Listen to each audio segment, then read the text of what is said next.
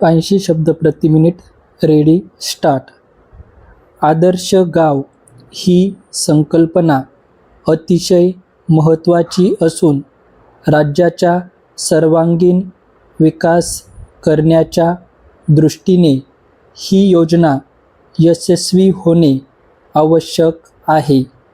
यासाठी शासन आपल्या परीने शक्यतो मदत करीलच, परंतु या योजनेसाठी अधिक लोकांचा सक्रिय सहभाग मिळवण्याचे काम सेवाभावी संस्था व संघटना प्रभावीपणे करू शकतात.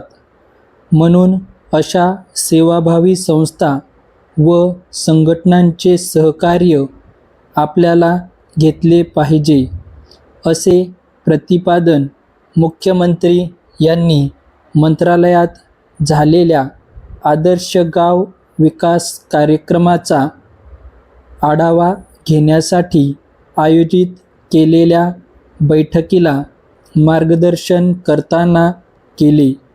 परिच्छेद. आदर्श गाव विकास कार्यक्रम ग्रामीण भागात चांगल्या प्रकारे राबवण्यासाठी लोकांच्या मानसिकतेमध्ये बदल घडवून आणला पाहिजे, असे सांगून मुख्यमंत्री म्हणाले की या दृष्टीने लोकांनी केलेले कार्य निश्चितच अभिनंदनीय आहे. महाराष्ट्राचा यातून कायापालट घडून येईल अशी अपेक्षा माननीय मुख्यमंत्र्यांनी व्यक्त केली. परिच्छेद.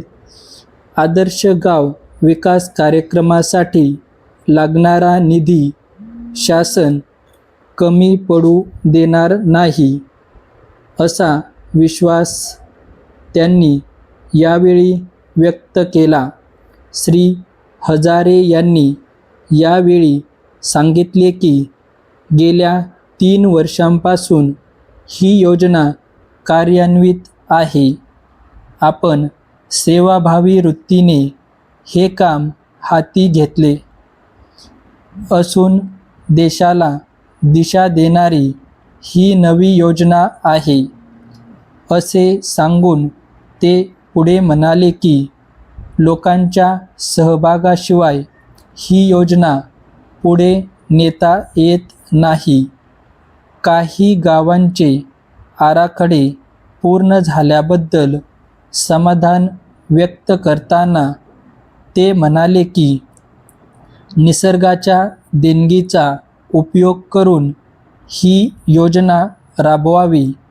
मुख्यमंत्र्यांनी राज्यस्तरीय समितीचे संरक्षक म्हणून काम करावे, अशी अपेक्षा त्यांनी यावेळी व्यक्त केली.